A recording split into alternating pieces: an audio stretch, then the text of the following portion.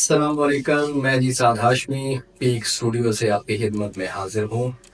आज हम जिस टॉपिक पे बात करेंगे आपसे, बेसिकली कल एक ऑर्डर पास किया जो हमारे एफबीआर है उन्होंने, कि जो नॉन फाइलर हैं और एक्टिव टैक्स पेयर लिस्ट में नहीं हैं और बिजनेस कर रहे हैं और उनकी हेल्दी ट्रांजैक्शंस हैं, उनको नोटिस कल जारी कर दिए हैं। वो कुछ 1500 के करीब लोग हैं। ये पहली लिस्ट है जो एफबीआर ने जारी की है। अभी इसके बाद मजीद लोगों की जो लिस्ट है वो आएगी। बेसिकली उनका मकसद ये है कि इनके जो फ़ोन हैं जो इनके नाम पे हैं उनको डिसेबल कर देंगे। वो सिम जो है वो नहीं चलेगी, सिम बंद हो जाएगी। सिम उस वक्त तक बंद रहेगी जब तक वो एक्टिव टैक्स पेयर लिस्ट में नहीं आते। तो बेसिकली ये जो इकदाम है ये एफबीआर में, ये काफ़ी अरसे से इसके ऊपर न्यूज़ आ रही थी कि वो इस तरह की कोई इकदाम करने जा रहा है कि वो लोगों को ज़्यादा से ज़्यादा वो टैक्स नेट में लाना चाहते हैं। तो इसके लिए ये उनका पहला कदम है। तो ये basically income tax general order है और सेक्शन जो है वो 114 बी के तहत उन्होंने ये नोटिस जारी किए हैं।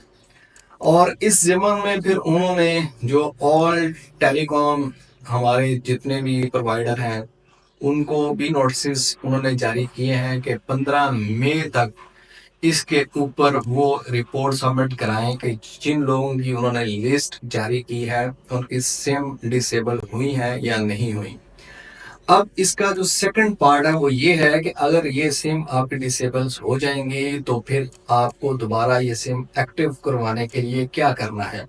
तो उन्होंने सिंपल इसका जो एक ही सोल्यूशन बताया है कि जब आप टैक्स नेट में आ जाएंगे, एक्टिव टैक्स पेयर लिस्ट में आ जाएंगे, तो उस वक्त जो आपकी ये सिम है वो एक्टिव हो जाएगी। और इसके लिए उन्होंने जो कमिश्नर हैं उनको भी अथॉरिटी दी है। वो भी सिंपली जब आप एक्टिव टैक्स पेयर लिस्ट में आ जाएंगे तो उनके एक जो कमिश्नर हैं उनके एक ऑर्डर से आपकी सिम एक्टिव हो जाएगी। अभी क्योंकि ये इब्तदाई लिस्ट आई है, अभी मज़ीद देखते हैं कि ये लिस्ट वो कहाँ तक जाती है। अभी 1300-1400 लोगों की लिस्ट है। इसके बाद अभी मज़ीद ये इसको कहाँ तक लेके जाते हैं ये तो आइंदा चंद दिनों में पता चलेगा। तो अगर आप भी टैक्स पेयर नहीं हैं, टैक्स नेट में नहीं हैं और बिजनेस कर रहे हैं और आपकी जो हेल्दी ट्रांजैक्शंस हैं, तो आपको फ़ौरन जो टैक्स नेट है उसमें आना चाहिए। एक्टिव टैक्स पेयर लिस्ट जो है उसमें इनरोल होना चाहिए ताकि इस तरह के जो भी मुमकिन चीज़ें हैं उनसे आप बच सकें। तो अभी ये लिस्ट आपको इंटरनेट पे पड़ी हुई है। जो लोग अपना सर्च करना चाहें वो इंटरनेट पे जाके इस लिस्ट को देख सकते हैं।